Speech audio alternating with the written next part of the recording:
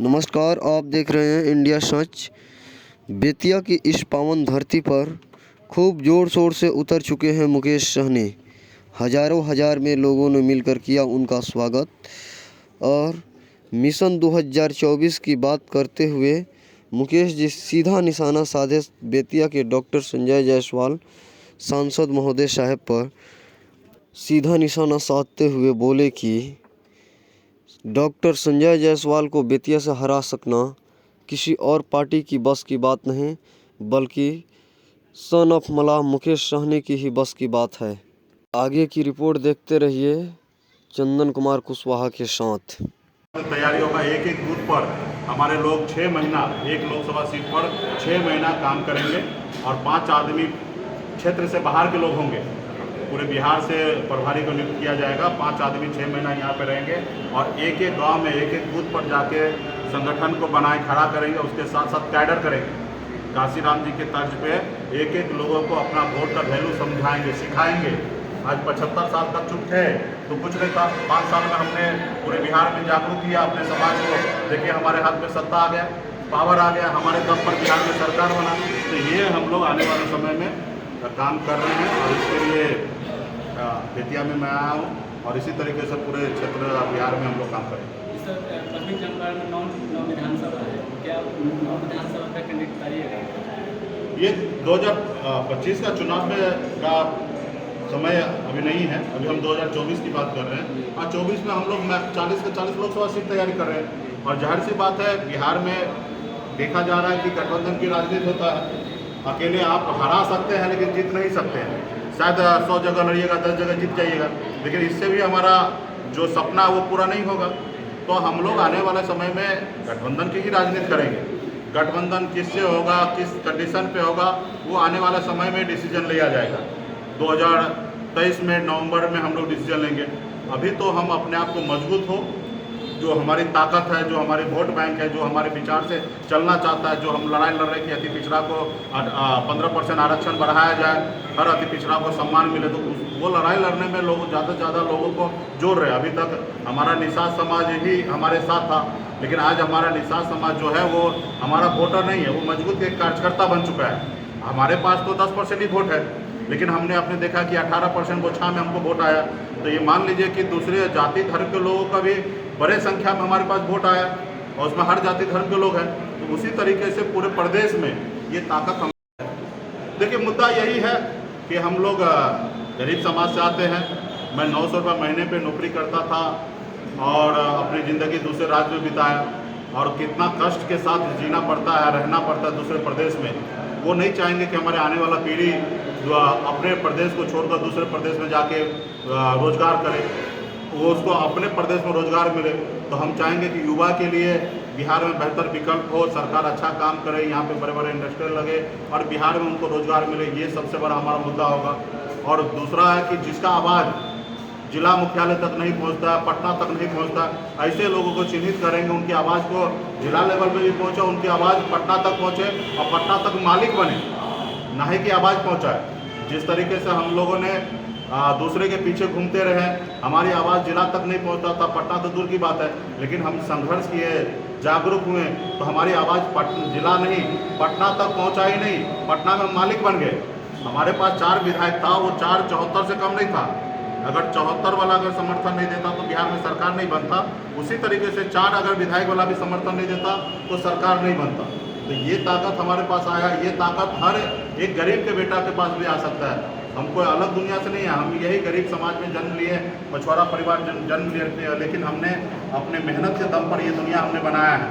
आज हमको विरासत में राजनीति नहीं मिला, लेकिन हमने बनाया। तो ये हर एक गरीब पिछड़ा का समाज का बेटा मजबूती से समाज के युवा के लिए, गरीब के लिए लड़ाई लड़ेगा, तो वो आने वाले समय में चाहे मंत्री हो, विधायक के रूप में हो, या मुख्यमंत्री के रूप में हो, या देश के प्रधानमंत्री के रूप में हो, एक गरीब का बेटा भी बन सकता है। और देश का जीता जागता उदाहरण है।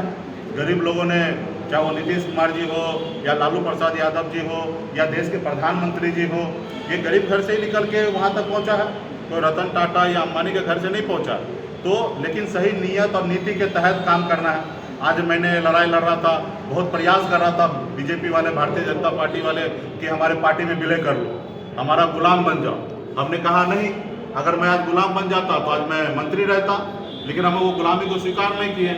हम मैदान में उतर गए अपने लोगों की लड़ाई लड़ने के लिए। आज एक क्या आने वाले कई अनेक मंत्री हम बनाएंगे, ये ताकत हमारे पास आ गया।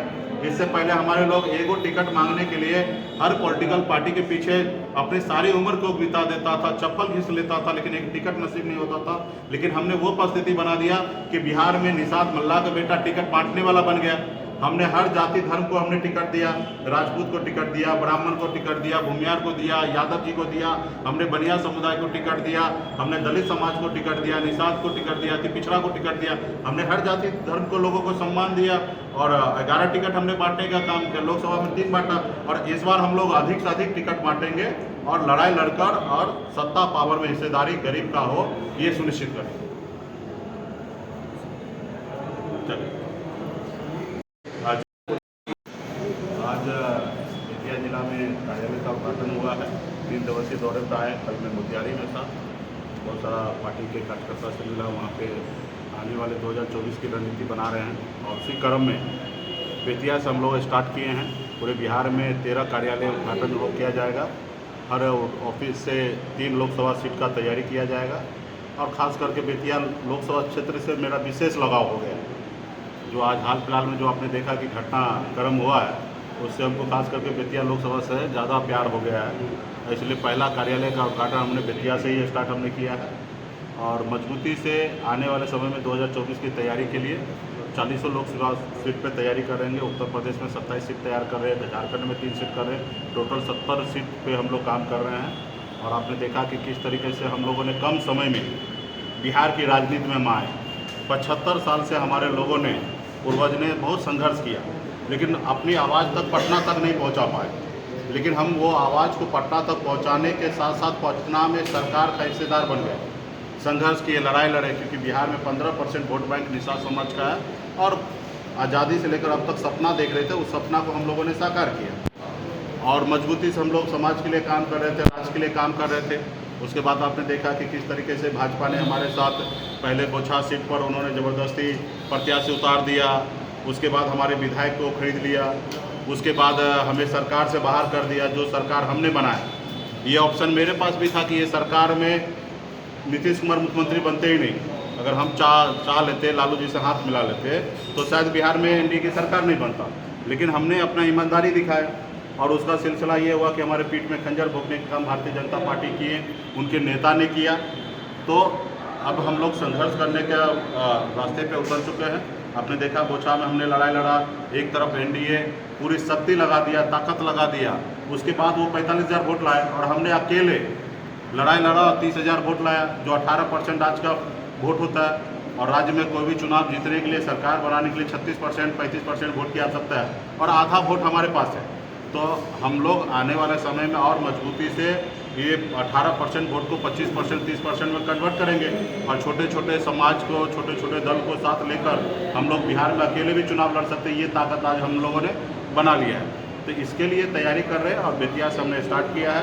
40 लोकसभा सीट पर हम लोग लड़ाई लड़ेंगे और मजबूती से आने वाले समय में जो हमारा दुश्मन है, जो लोग चाहते हैं कि एक बड़ा वर्ग निषाद पिछड़ा समाज के लोग हमारा गुलाम बने रहे और 75 साल तक उन्होंने गुलाम बना के रखा और उसके बाद अगर हम लोगों ने सपना देखा कि हमारी भी आवाज़ बुलंद हो, हम अपने लोगों के लिए काम करें, तो किस तरीके से उन्होंने हमारे साथ गलत किया।